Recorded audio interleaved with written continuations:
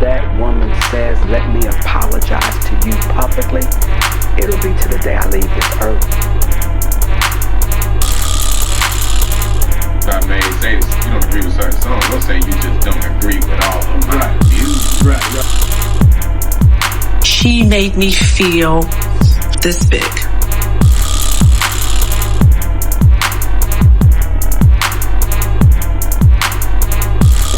As long as she's comfortable enough to say, "I'm going to cover the mortgage and all the other stuff. You can have the light bill, baby. You can take me to dinner every now and then." That is fine.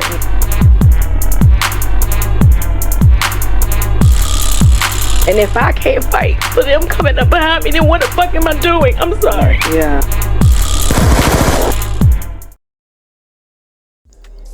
A cartel is a structured arrangement between competing firms or entities within the same industry to align their activities. The aim is generally to regulate the supply of a product, set prices, or limit competition to enhance collective profits. Hey y'all, hey, welcome back. Make sure you hit the bell notification and subscribe. We're going to get into some things today. The Mammy cartel, as I will prove to you guys today, have a vested interest in keeping colored folk in their place so that they can continue to do the bidding of patriarchy and the hierarchical establishment. The gatekeeping ensures that the financial scalability remains limited and most of the money still goes to the house. Now you can see why these structures remained in place subversively and psychologically well after antiquity. There was nothing more successful in Western society than the institution of chattel slavery. You thought they was gonna get rid of what was working? Boy, you must be crazy. Let's do a quick recap of video 1. Unlike A. Marie, who had one thing, my video had 3 important things we need to know. What made Mammy? Oh, I love the colored girl. Her name was Susie Brown. She was born in Old Virginia and the fairest in the town. Her eyes so bright they shine at night when the moon am gone away. She used to call this darky up just for the broke up day.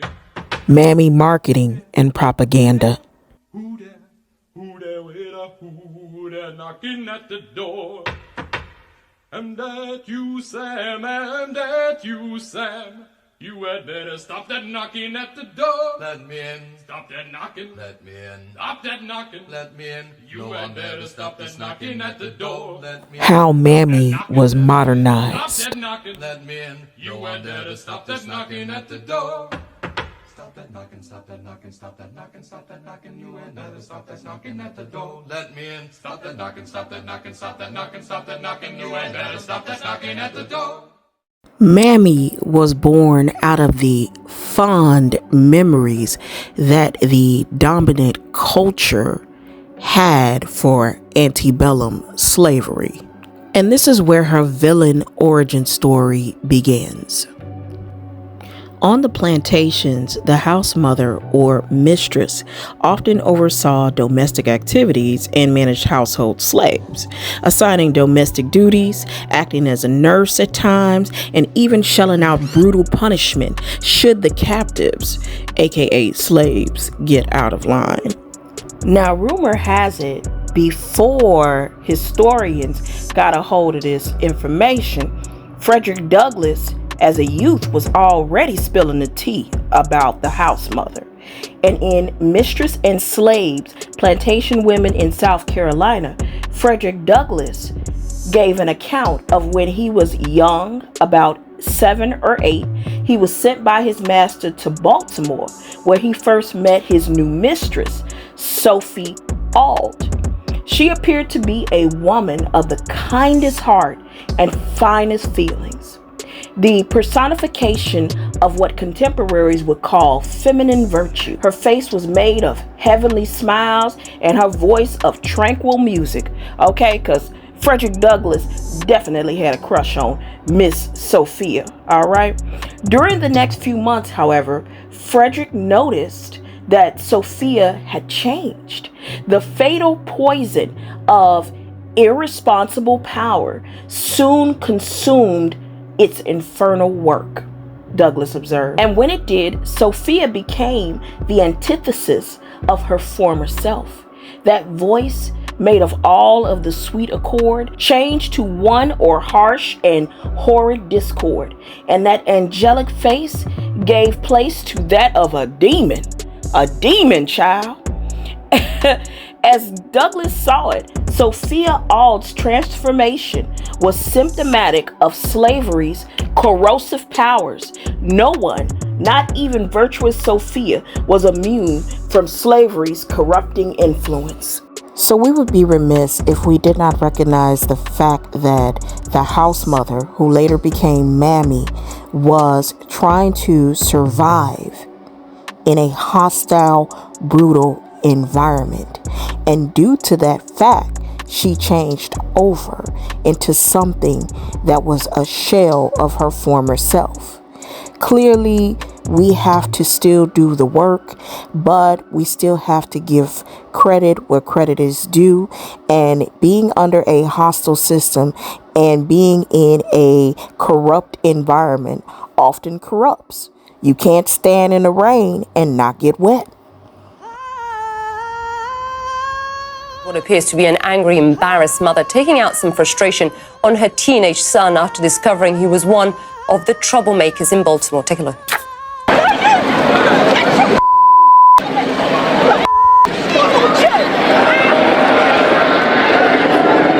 Or you can hear the woman shout, "I know that's you," before she rips off the teenager's mask. This video, as you can imagine, is getting a lot of attention online.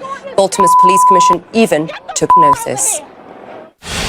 And if you saw on one scene, you had one mother who grabbed their child who had a hood on his head, and she started smacking him on the head because she was so embarrassed. I wish I had more parents that took charge of the kids out there tonight. Troublemaker? Yeah, right. Sure. I want you guys to keep in mind that term that he used, troublemaker, and I'm putting it in air quotes.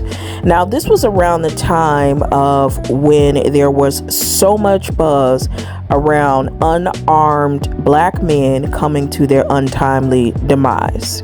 And what I believe this young man was doing was going out there to protest for something that he believed in.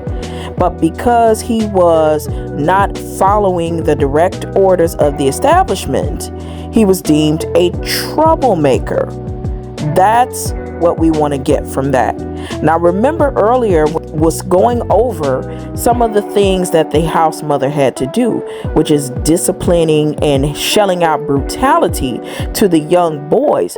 And mainly she did that so that their masculinity did not exceed that of the headmaster of the house. And similarly, in this situation, I'm going to connect the dots. It's of the same ilk.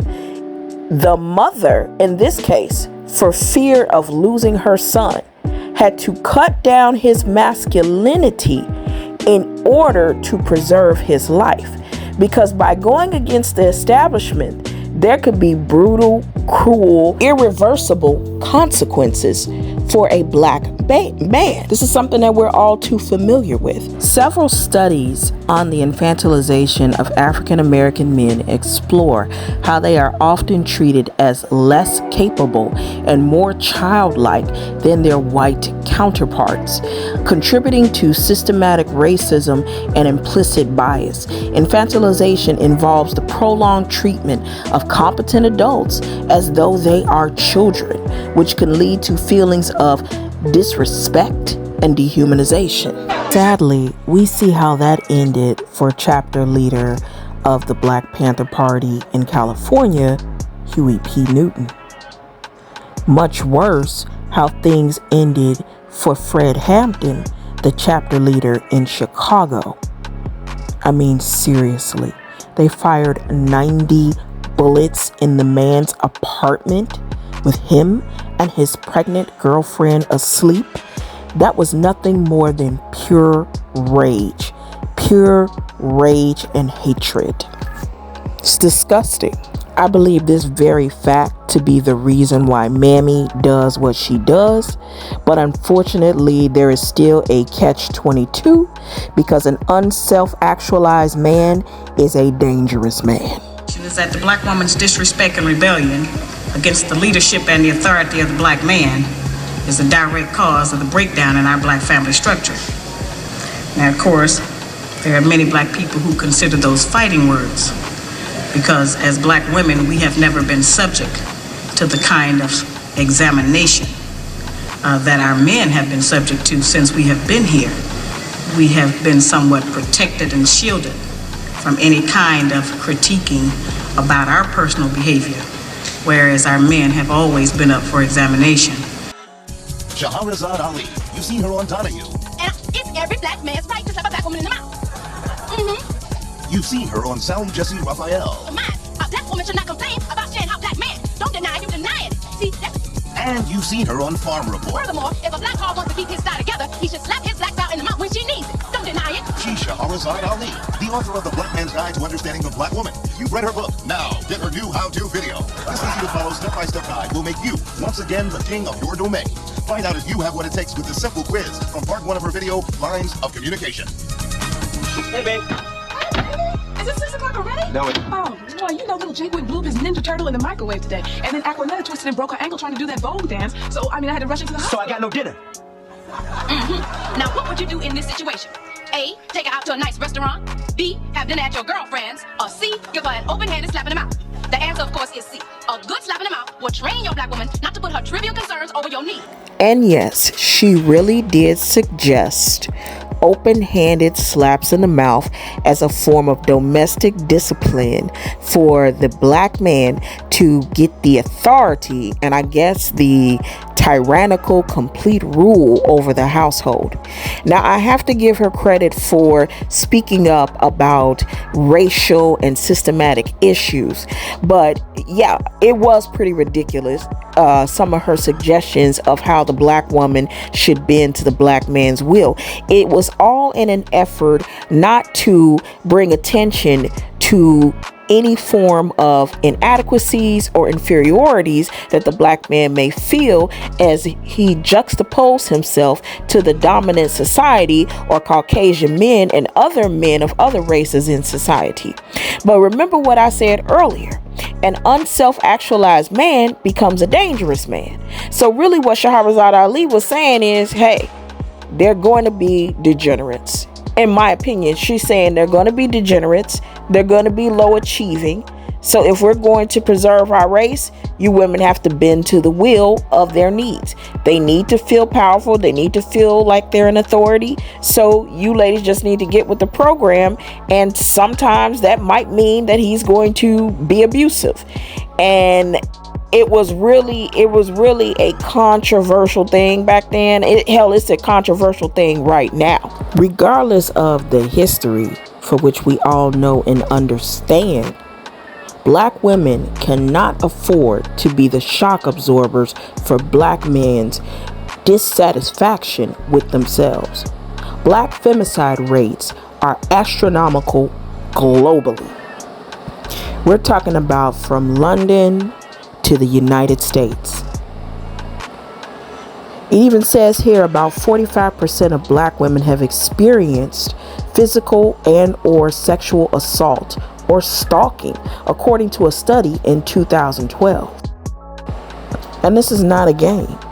These studies have been being conducted for quite some time. The numbers are staggering and overwhelming. And before anybody goes, well, that can happen in any racial group, etc., etc. According to this study, a majority of homicides of black females murdered by males were not related to any other felony crime. Most often, it was because of an argument. 89% were not related to the commission of any other felony.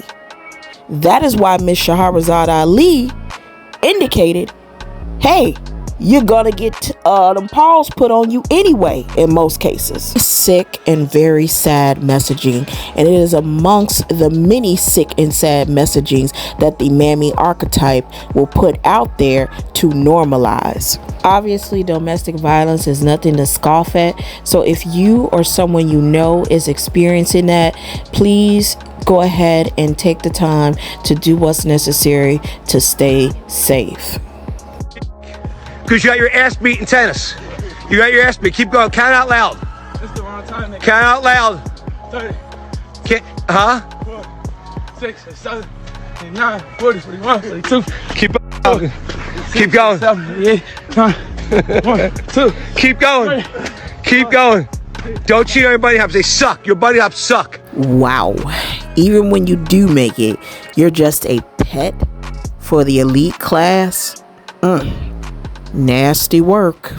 Bring attention and highlight Boy Mammys for a quick second.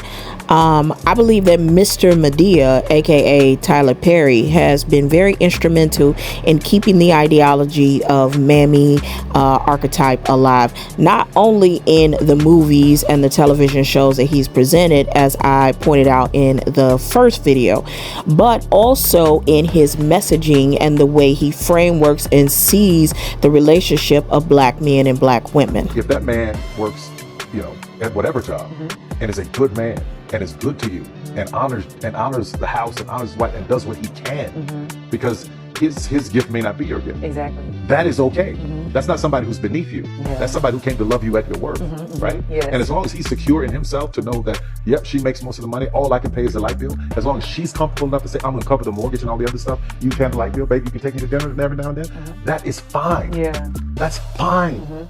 Yeah. But that's so hard for a lot of people to take in because That's real cute, Tyler, but unfortunately, that reality can only happen in one of your movies. According to the domestic violence and femicide rates, there is a direct correlation between a couple that is living in poverty and a man that is dissatisfied with his life and the presence of violence and intimate partner violence in the relationship. And before any man goes, well, women do it too, obviously we know that that is absolutely the case and that can happen and that's awful.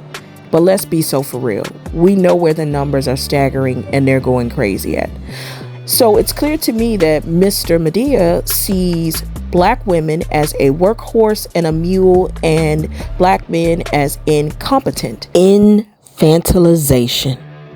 That is the reason why you can see someone like this and then look at them like this. Someone do this and look at them like this. Wanting to give them grace, assuming that they're going to be the prodigal son in return at some given point, because you still see them as that helpless little baby.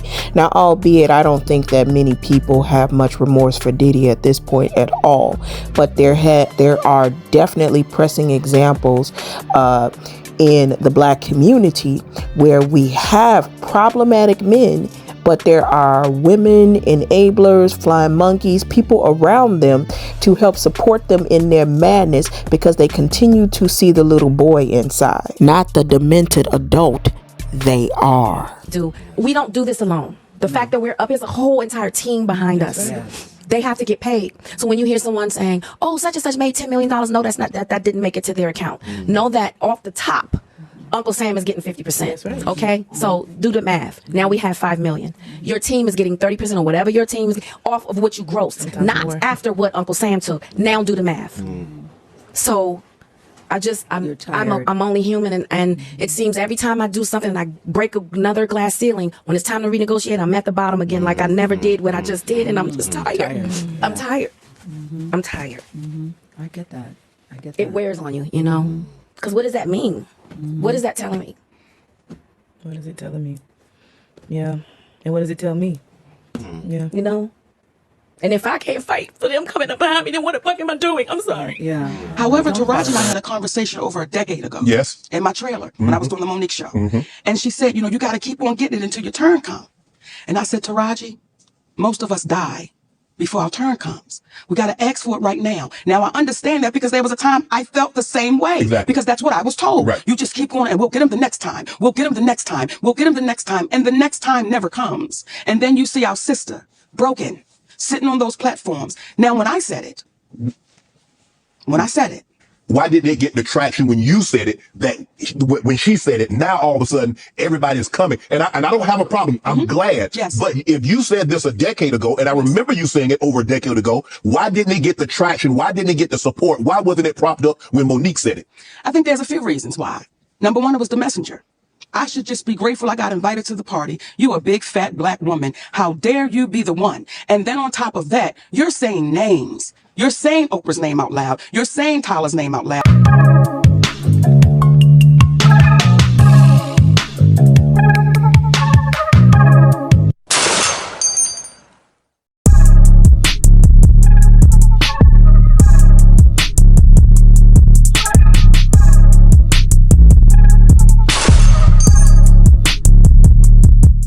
Until that woman says, let me apologize to you publicly, it'll be to the day I leave this earth, because what you did was malicious and it was intentional. Before we go any further into this Queen Mammy theory, we got to give Monique her flowers because she single-handedly exposed two huge gatekeepers in the industry that keep the structure of the big house going with their mammified behavior. Okay, she single-handedly did that and accepted being blackballed and working her way back in. Now, I'm not saying that Monique is completely sanitized because her and her daddy got a creepy thing going on, but that's another video for another time. But what she did do is she did expose that structure, the structure now that is caving in on Taraji P. Henson. Okay, the structure now that has people talking. That is what she did. So we definitely got to give Monique some credit for going out on a limb and doing that. Oprah Winfrey's Rags to Riches story definitely inspired almost anyone, no matter what gender, in the black community and beyond. She went from abuse to billions. She was a blueprint for many. And while we don't have to pedestalize her so that she is some sort of savior of the black community, it doesn't mean that she's not accountable. The specific issue here is how she has kept the interest of the larger establishment by gatekeeping and intentionally causing negative harm and light to be shed on other people of the same race. That's the issue. The issue is that she works in the best interest of the house. Baby, that's gangster. Okay? Rockabye, baby. Law. You can't meet negative energy where it is. You have to rise above it. You have to transcend it. I would never stoop to try to meet somebody where they are There was negative. certain comments that she had made about, I was there for a crash for the movie. Yeah. And basically she said something about not agreeing with my music, but she thought I did great in the movie. And of course I was up there with the whole cast of Crash. Mm-hmm. And so I didn't necessarily feel like that needed to be said. You didn't agree with my music. And even if you don't agree with certain songs I made, say you don't agree with certain songs, don't say you just don't agree with all of my music. Right. So it was a lot of comments that actually basically she was able to say what she said, and then I had my rebuttal. And when I saw the final show, her comments were in there. It was in there, but yours wasn't in there. Mine weren't in there, so it just looked like I kind of took it. Wow. A matron charged with abusing 6 students at Oprah Winfrey School for Girls in South Africa is resuming. Prosecutors say former dorm matron Tina Virginia Makopo tried to kiss and fondle the girls. She's also accused of kicking and hitting some of them. Makopo pleaded innocent to 14 charges of indecent assault, and criminal injury in South Africa.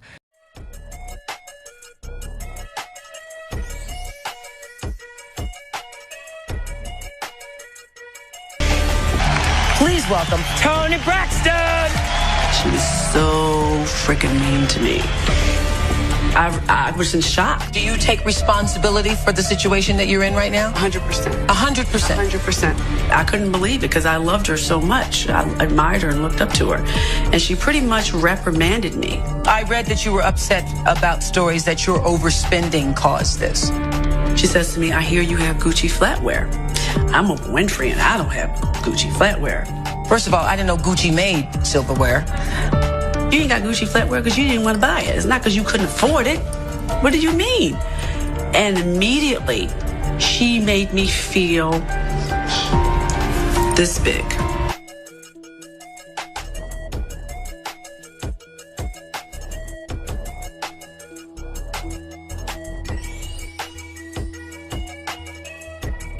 So I so much wanted it to I wanted to forget about it. I went through the process of denial. Completely, until this year. I've been in a denial for 4 years.